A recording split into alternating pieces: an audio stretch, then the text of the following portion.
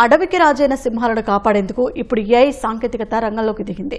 మన దేశంలో ఆసియా సింహాలు సహజ సిద్ధంగా జీవిస్తున్న ఏకైక నివాసమైన గిర్ అడవుల్లో దీనికి సంబంధించిన పైలట్ ప్రాజెక్టు ప్రారంభమైంది. అడవుల నుంచి అకస్మాత్తుగా రోడ్లపైకి, రైల్వే ట్రాక్లపైకి వచ్చే సింహాలు, వాహనాలు రైళ్ల కింద పడి ప్రాణాలు కోల్పోకుండా ఆపడమే ఈ ప్రాజెక్టు లక్ష్యం. ఇంతకీ ఈ భద్రతా టాస్క్ను ఏఐ ఎలా పూర్తి చేయబోతుందో ఈ కథనంలో చూద్దాం.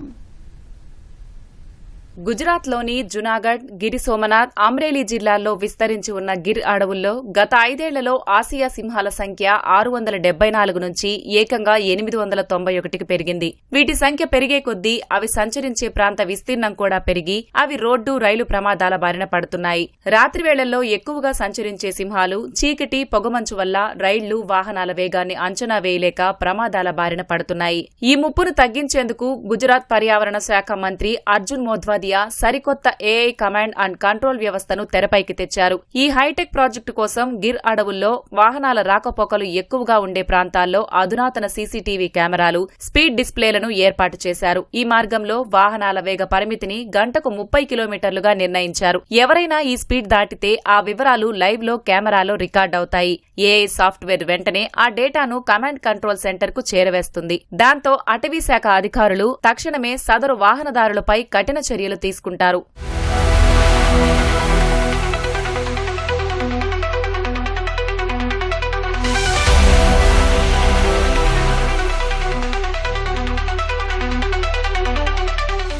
గిర్ అటవీ ప్రాంతంలో 115 కిలోమీటర్ల పొడవైన రైల్వే ట్రాక్ ఉంది. రాత్రి పట్టాలు దాటే క్రమంలో సింహాలు రైలు ప్రమాదాలకు గురవుతున్నాయి. దీనిని అడ్డుకోవడానికి కేంద్ర ప్రభుత్వం గిర్ ప్రాంతంలో ఏఐ ఆధారిత ఇంట్రూజన్ డిటెక్షన్ సిస్టమ్ ఏర్పాటుకు ఆమోదం తెలిపింది. ఇందులో భాగంగా 115 కిలోమీటర్ల రైల్వే లైన్ వెంట భూమిలో ప్రత్యేక ఆప్టికల్ ఫైబర్ కేబుళ్లను, ఏఐ సెన్సార్లను అమర్చుతున్నారు. సింహాలు రైలు పట్టాల సమీపంలోకి రాగానే వాటి అడుగుల వల్ల భూమిలో వచ్చే వైబ్రేషన్స్ ను ఈ కేబుళ్లు గ్రహిస్తాయి. ఏఐ ఆ కంపనాలను విశ్లేషించి అది సింహమే అని నిర్ధారిస్తుంది. మరుక్షణమే రైలు డ్రైవర్లకు, స్టేషన్ మాస్టర్లకు, అటవీ శాఖ కంట్రోల్ రూమ్ కు అత్యవసర అలర్ట్లు జారీ చేస్తుంది.